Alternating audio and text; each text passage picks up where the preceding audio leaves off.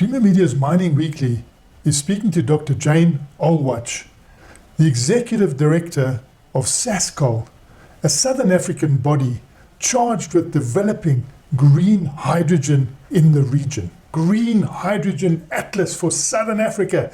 How have you been doing? What has your leadership been achieving? This project for us, the Green Hydrogen Atlas, is just the beginning of what is coming next.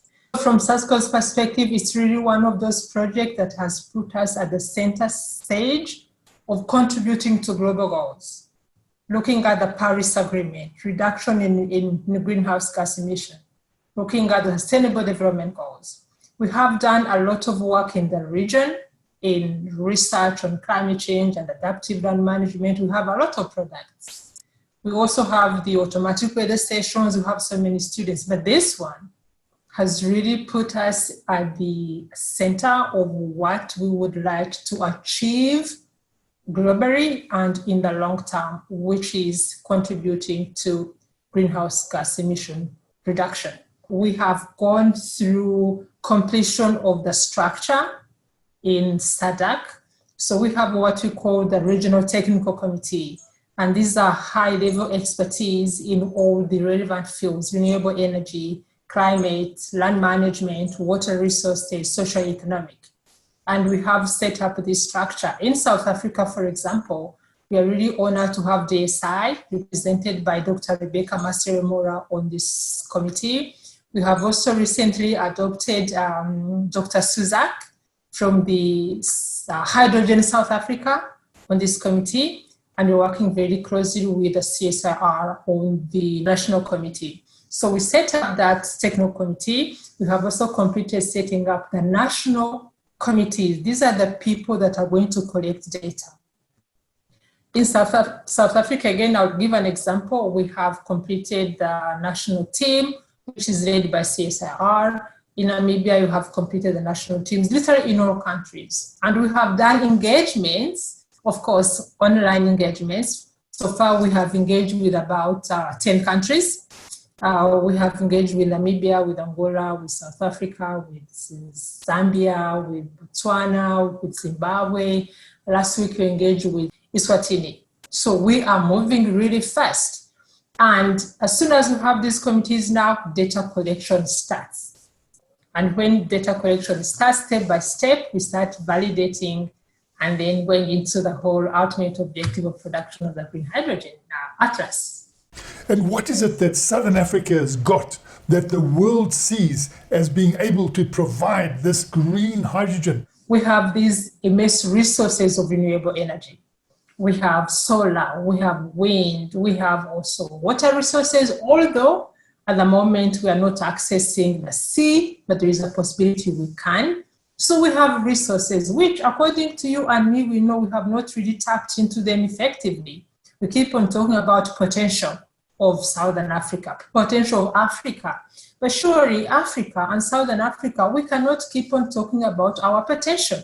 We need to put these things into action. So we are tapping into these enormous renewable energy resources. Then what else do we have? Africa and Southern Africa, we have a growing population, young people that are hungry for knowledge, for technology and know-how. And this project puts us into this top technology and knowledge information, which will be really exciting for young people to realize that we can move into this technological era and not only talking about fossil fuel and simple technology. So we have also, at this moment, I feel that our governments are ready. In many cases, we tell ourselves that, okay, SADC is not contributing a lot to greenhouse gas emissions, but actually, I think South Africa is occupying something like the 13th place. And we all know South Africa needs to develop. All SADC countries want to develop. And why not develop on a clean energy resource rather than developing on fossil fuel, which has its negative consequences that we all know.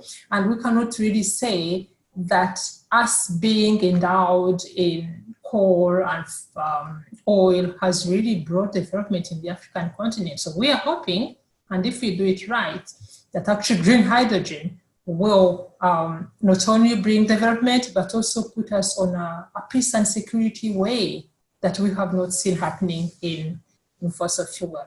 So we have the people, we have the resources. I'm very sure the governments are ready and the people are ready to actually move forward. The impacts of climate change are just immense. Whether we contribute more or not, the impact is here and we have to take part. Last time we interacted, they spoke about taking scientists from Southern Africa and getting them into Germany and showing them a personal experience of green hydrogen and why it's so important to the world. Has this happened yet? It is happening soon. And in my own interpretation of it, I'm calling it seeing is believing, because we know we have solar, for example, a lot of it during day and really late. But when you go to Germany, you see how much they are using the very few hours they have of sunlight to produce a lot of energy. So this program is happening early next year. And we hope to take about more than 15 young people who are all part of the national teams to give them exposure to really the capability of renewable energy. I took part in that tour, and when I came, I was just converted completely. And I hope that this will be the same to our young people. But we have gone further. We are also now discussing what we call a graduate studies program in green hydrogen.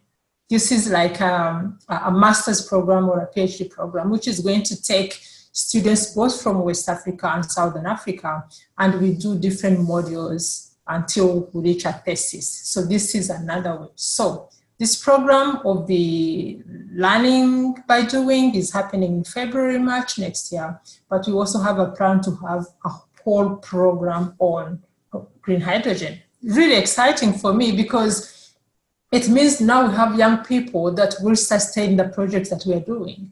We are bringing the private sector. I can assure you that when we complete the first stage of the bigger program of the Atlas, and then we go to the pilots, and then we go to the commercialization, the private sector will be involved. But for now, we need to give them status data on the potential production. So private sector will be in, and I am 100% sure. I know, for example, in Germany, they're already talking to big companies to invest into this broader program, which we call Go Green, Go Africa initiative. So the Atlas is just the first phase. How far are we away from sort of taking decisions about this $1 trillion market waiting there for us?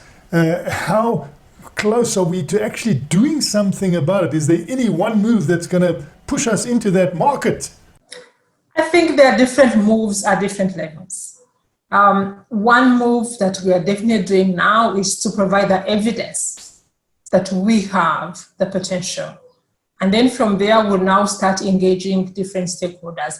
I think the biggest move for us is the political will and support, and also the financing around it. As you heard in the Inception workshop, Germany is ready, and they have put aside a lot of resources to move this program with Africa when we are ready. So I think there are different layers. We have to be ready with the science and we move forward with a pilot, which pilot will really be like a demonstration site. And then from there, we start production. But we need different levels. We need the media people like you, because you believe in it and you talk about it better than us. So it's a lot of layers and different stakeholders and collaboration and believing in collaboration. But we will need the government support.